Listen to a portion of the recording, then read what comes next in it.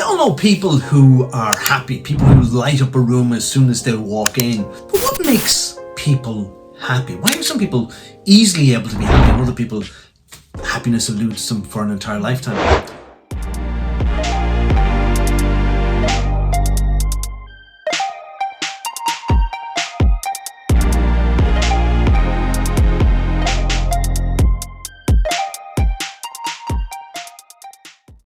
We're happy headers, and we're going to talk about this. Yes. You come across as a happy person, though. and most of the time. Most It doesn't mean of the I don't get down or feel no, angry but you look or- happy, I think, because you smile a lot. Yes, yes, there's a good illusion going on there. Yeah, no, but you can tell by somebody's face. You know the way you see somebody's face and you can see their life etched in their face. Yeah, And you know that they're frown or they're unhappy. Yes, or they're bitter or angry. Or And literally it whatever, is their thoughts coming out in their skin and on their face. A Yeah. lifetime of thinking and just reacting the same way. Yeah, and you can see it in You're their very eyes. serious on me now. You're frowning. That's my empathy face, hey. But empty, right? Okay. So this led us to begin to. We were chatting about it, like, what makes people happy. Yeah. And I will always remember Spike Milligan, the comedian. Oh, God, yeah. He was going on about money, to let people say, money doesn't make you happy. And he said, I know money does not make you happy. I'm just looking for an opportunity to prove it. You see, I think the thought around that is that most people that have a lot of money say that. They say, like, if you're really wealthy, then you don't really need for anything, but you can do so much good if you're rich. If you have loads of money... It's better to be selfish. No, it's not. Just spend it on yourself, never mind. It's not about the money, though. It's about, like, you can live in a the kind of a feeling. gated community and lock other people out and just never have to see the poor people. Wow, you'd never survive, dude. Never. He wouldn't. He'd die in Somebody there. No, I thought you meant somebody sent an assassin after me. That would be her with a telescopic I'd rifle. coming for you. I'd take all my money. But it is the way it makes you feel. So, like, if you can go into a shop and you don't have to think about the cost of what you're buying, can I afford this Mars bar? you're going to feel happier. Yeah. But then some people thrive on their budget. I know a couple of people that really Thrifty people. they like to stick to a certain budget and they're happy. Yeah. With that. I just wouldn't be. I remember trying to be a sage, wise kid around age 10 or 12, saying to a neighbour, some conversation was about money, and I said, money doesn't make you happy, or money doesn't mean everything. Yeah. And she looked at me and said, doesn't. Try to live without it, son. Yes. No. And that was learning for me there. Learning curve, yeah. Yeah, because you can't. Whatever problems you have as human beings, if you have more money, they're probably more solvable. Yeah, definitely. Because even if you look at the profession that we're in, talking therapies, helping people, certainly in Ireland at the moment, if there's waiting lists to see, but if you can go private, you can get seen a whole lot quicker. A lot quicker. And it's the same for any kind of health intervention in the country. So money, while it mightn't make you happier, it makes life easier. Yeah, no, definitely it does. Like, if you do need to talk to somebody and you have to pay for it, it's great to have a few pound there, to be able to pay for it, Yeah, but I think, like, we did cover this in a previous video. If I won the lotto, I'd quit my job. Have a look for that. Yeah, somewhere in around this. If you won a vast amount of money, people say, it never changed me. It's supposed to change you. Of course. If it doesn't change you, there's no point in it. Yeah. But money exaggerates what you already have. Yes, so if you're a good person, it makes you more good. If you're happy, you're happier. If you're depressed, you've got more money to be depressed about. Yeah. People say. But I watch a lot of documentaries on YouTube. I'm a sad individual, but I do watch a lot of. That's not true, Paul. No, I'm joking. Thank you. I remember finding a documentary somewhere, and it was about people who feel very, very happy.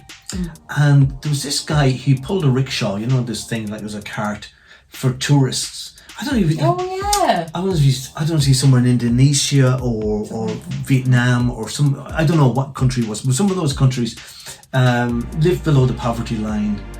This is what he did. He didn't even have proper footwear. He'd be in his bare feet. He'd be out pulling these big, heavy, happy American tourists. Sorry about that. But it was American tourists, and there's heavy Irish tourists too. Absolutely. And every other We nationality. should be very inclusive. Yes, inclusive heavy people. And, they'd pay him whatever, and it was pittance to them, and they might give him a tip, whatever. But he wasn't making a whole lot of money, and then he'd go home at the end of the day. But he'd go back to his family, and they lived in like a shed, galvanized. It was a shack. Yeah. And he had his wife's kids. But it was like the community, like were his family as well. Everybody lived in around him. And he was absolutely thoroughly happy and delighted to be back there with them. That's where his happiness was rooted. Wow. If he got money, it was a bonus. Yeah, but he was already But happy. it was a sense of family Yeah. that made him happy. Yeah. And that's very, very important. Yeah. And, here in the West, where we are wealth driven. Yes, we are definitely. Like, you hear coaches and people on about, your goal should be to make a six-figure sum. Money blah, blah, blah, mindset blah, and blah. all this You kind of know, crack. But to me, and I've said it before, the purpose of life is to be happy. Yeah, but I also think like when you're talking about that guy, it's about service really, isn't it? Do you know, like he serves people all day long, and it's a tough job. That's not easy, dragging a cart around all day with people in it. So he's getting really good exercise. So what you're looking at there, I suppose, from a biological perspective, is that he's getting loads of dopamine to his brain all the time. Yeah. Because he's exercising and he's going to feel good. So he's got that feel good buzz going on anyway. And then when he gets home, he gets to rest and relax probably. And the community come together, there's lots of different conversations going on, there's a lot of love in that as well, so he's getting it from all angles kind of. Yeah, and you kind of bring us into the next thing that I wanted to talk about really was religion. In general, I would say I'm not a fan of religion. Why? Because I've been heavily involved in religions in my life, and even would have ran my own cult. That's another video at one point. That's a mad one. Very few people know that. So I'm not a fan of religion per se, and of doctrine and all of this kind of stuff. But I have recommended to people in the past who've been in, at a low ebb in their life. Sometimes kind of people who had been, say, mass goers. And kind of, would you not start going back to mass? Yeah, maybe just engage with a community. And that's exactly it. Yeah. To me, I was brought up in Catholic. I never got out. Mass was an ordeal. It spoiled the whole weekend, and especially Easter, the ceremonies. Hours and hours listening to this waffle. But it's the people that you met after Mass, and you had the chat and the talking about stuff. Yeah. It was a sense of community. It's a sense of connection. Yeah, that's it. And I even remember. I used to do my first proper job was as a telephonist back in the old days of pre-digital phone lines where you had to win a handle and you ring the operator. I was the operator, but I used to let the local postmaster go to Mass on a Sunday so I could look after the switchboard while he was at Mass, and I might go to a second, go to the middle Mass then, because my mother would be asking me, what's the priest talking about today? Sermon about? Yeah. So you'd have to kind of know. You kind of might stick your head in the back door of the church to hear the bit of the gospel and what he was saying after, then go out. But I remember one time going down to meet the lads outside of the church, and we were around the back of the church and we were smoking and talking about stuff and what had happened Saturday night and the discos and women and all this kind of stuff. And then the parish priest come out. And he herded us all into Mass. It was almost as if, herding us into hell. And I was going, but I've been to Mass already. Get in there, you have not been to Mass. I didn't tell you what to get in. And Jesus. But I've digressed a little bit. It is our connection with people, the people that you grew up with. And I think more and more now in societies, I mean, I live in a small town where people know each other. But as we kind of, there's a move, certainly like conspiracy theorists would say, that there's a move to get more and more people to live in cities. It's easier for the government to manage us and to watch us and to provide services there. Nothing at all to do with the employment. But you don't have the same sense of community in a vast area like a city. You might have pockets within the city where you have communities. But I think a lot of that, Paul, is to do with the fact that we're all very, well resourced nowadays. Like where we live, I suppose, in Ireland, it's a first world country, you can afford to buy your own potato peeler. Do you know what I mean? You don't have to go next door to borrow it. You're not marrying one. You don't have to Borrow it. Oh my God, you did not say that. I wouldn't marry you anyway, Paul. Well, you're married already. You're all right. You're all right. I wouldn't ask. Oh my God, I'm going to kill him. I swear. He's so dead after this podcast. Okay, potato If he peeler. shows up dead, I'm going to be the first person. Oh, you will. You've said it on camera. Did you know, Siobhan, though? Did you know that unmarried women are the happiest group No way. of people? No way. Unmarried women. It just bears out what I've been going on about all the time. You know, they don't have to wash your shit. They don't even have to do their own laundry if they don't want to. They can pay somebody. They can pay a married woman to do the laundry for them. They don't have to have kids. They don't have anything. Yes. They can just go where they want. They don't have to ask permission of their husband. What about? Oh yeah, well, that would be handy. And what about unmarried men? Are they not really happy? Like, because they don't have to.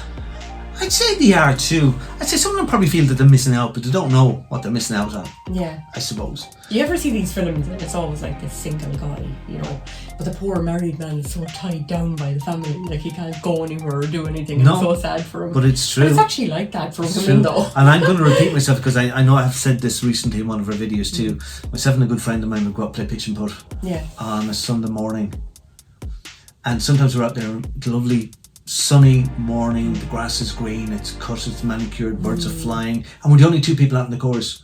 And I remember came up in conversation with going, where is everybody else? Yeah. And I said, they're married. Wow. Because me and my friend aren't married. Wow. So you get to go play pitch and Play putt and pitch the and rest putt. of us are at home with the family. Have to be at home with the family. But then again, I think it's a mindset thing. It's like, you know, well, like I love spending time with my family. They're my favourite people to spend time with. Like, I thought it was me. No. Right. But you're different. Just, this is, you know, this is the limit of my fun with anybody else in the Yeah. week. But apart from that, I do love being with the family, like. And if I was to, you know, have a choice, like to go out somewhere with my husband or some of my friends, I'd choose him because I have the best crack with him. Do you know? It's just weird. Or to be with the girls, my kids. Definitely, I choose them. Yeah, so you're saying the single person doesn't have that. Well, you see, the single person like you, then you have friends, do you know, and you do I have things one. with your friends. Two. No, that one isn't talking But to they me become anymore. the most important person in your life then, do you know? Yeah. But for me, it's just different. Yeah, but look, I don't feel tied down by my family. I feel Yeah. like they add to my Invigorated joy by in your life. family. Yeah, Okay. definitely. Okay, so But I know some people do feel tied down by family, you know, and that's sad, really. Okay. Ireland, modern day Ireland, were considered one of the, if not the richest country in the EU at the moment. Who is it? Like we were always considered the poor man or the sick man of Europe. I remember learning that in history growing up. That Really? we had nothing, and your ambition, if you grew up in Ireland, was to get out of the country and go somewhere else. Yeah. But now we've got more and more people coming into the country rather than leaving the country, and I think we are statistically the richest country in Europe. Yeah. But we're not the happiest. We are the 14th happiest. That's not too bad. It's not too bad, but you Yeah. kind of go, well, doesn't this back up what we started out with, like that Yeah. money doesn't make you happy? Yeah. I did watch a documentary about some of the happiest countries in the world. I don't remember what they were now, but I mean, there was actually really impoverished people that seemed Yeah. to be the most happy. Yeah. It's mad. They But you see, nothing, don't you really. get your sense of identity as well? Like, you know, looking at documentaries maybe about tribal communities. Yeah. You know, the men are hunter-gatherers. They go out and they'll bring home the food. Yeah. And the women are, it's not as if they have to be at home. They want to be at home with their kids. They're looking after things there. They'll cook the Yeah. food. And your roles are clearly identified. Yeah. That is not true of modern day society. Roles are not clearly identified. And it does cause a crisis with people kind of go, who am I? What's my purpose? But then you can be anybody you want. Yeah, but isn't that kind of, freedom, but isn't that too much choice? No. Do you remember that you should experiment? be allowed to choose what you want to do. Yeah, you should. But do you remember there was a somebody, I think it was based on a real life thing. Somebody was making their own jam and then shop, and they were selling jam and they kind of go, it was going well, like, you know, I'm going to diversify and put in more and more different kinds of jam. Chutney. And as they did that, she realised she was selling less and less jam. Oh. Because people had too much choice. Before that, they come in, there's the jam, buy the jam. Now they 14 jars, I don't know, do you know what, I'm not going to make it, I can't decide now, I'll do that again. And they go out without buying the jam. Wow. So too much choice is a bad thing. Yeah. It can be confusing for some people, I guess. You know, they do say that in business, if you're selling a product or a service, that you should keep it limited. You know, just give people 2 to 3 choices and that's enough. Yeah. Don't give them any more. If you bombard them with different choices, you'll never make a sale. Yeah. You've got multiple choices of our videos on YouTube. Yes. Lots of them. And we're going to record even more. We're Happy Hitters. Lovely talking to you. Chat to you soon. Thanks for listening, guys.